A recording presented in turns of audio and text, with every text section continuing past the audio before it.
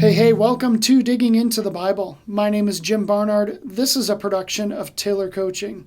Well, it's day 39, so good to be with you. Yesterday we saw Paul and Barnabas head on to a new city, and the first thing that they do is to go to the synagogue, and it's the Sabbath. There they read the laws and the prophets, and while they're there, Paul is asked to get up and to give a message, a sermon.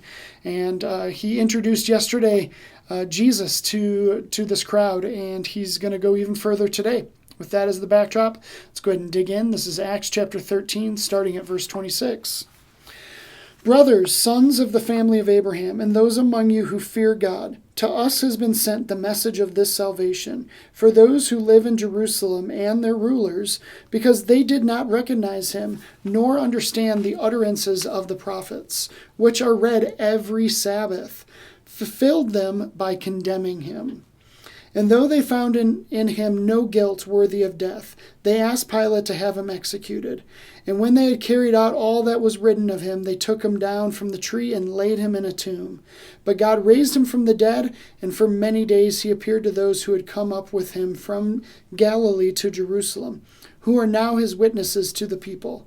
And we bring you the good news that what God promised to the fathers, this he has fulfilled to us, their children, by raising Jesus, as also it is written in the second psalm, You are my son, today I have begotten you.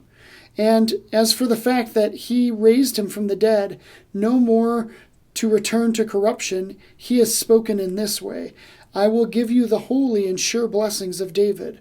Therefore, he says also in another psalm, You will not let your Holy One see corruption.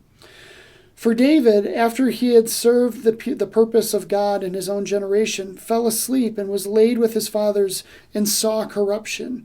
But he whom God raised up did not see corruption. Let it be known to you, therefore, brothers, that through this man forgiveness of sins is proclaimed to you, and by him everyone who believes is freed from everything from which you could not be freed by the law of Moses. Beware, therefore, lest what is said in the prophets should come about. Look, you scoffers, be astonished and perish, for I am doing a work in your days, a work that you will not believe, even if one tells it to you.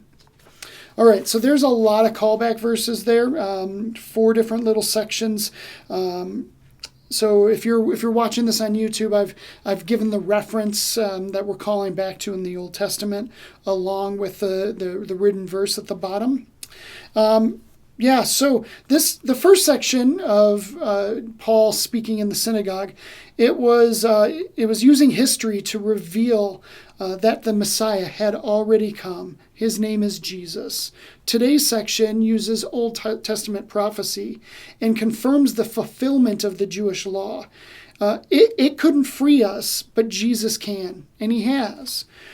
I love this verse, Acts 13:32. It's simply stated here, we bring you the good news.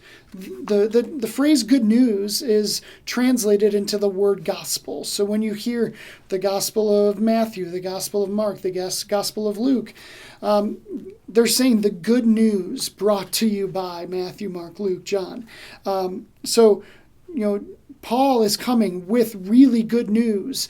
And what seems real to me is that they know who Paul is. They have some understanding of who Paul is. And they let him get up and speak. And I have to believe they have an understanding of who Jesus is at this point. If news has traveled fast enough for them to know about Paul, they certainly know about Jesus. They may not totally get it, but certainly they're bracing for a message about Jesus. So this is the good news, this gospel. That's what they're asking Paul to stand up and give. And in verses 38 and 39, Paul gives such a good, succinct version of the good news. Let it be known to you, therefore, brothers, that through this man, Jesus, forgiveness of sins is proclaimed to you. And by him, everyone who believes is freed from everything from which you could not be freed by the law of Moses. I mean, basically, we've been wanting this whole time, and it's been prophesied to us. We gather every Sabbath once a week, and we hear the laws and we hear the prophecies, and it's here. None of that stuff was able to free us. This man is able to free us. He's done it. And so that's what's happening here. The prophecy from Habakkuk 1:5, this is this last section, kind of gives a grim little revelation of what is going to be the outcome of this day in the synagogue.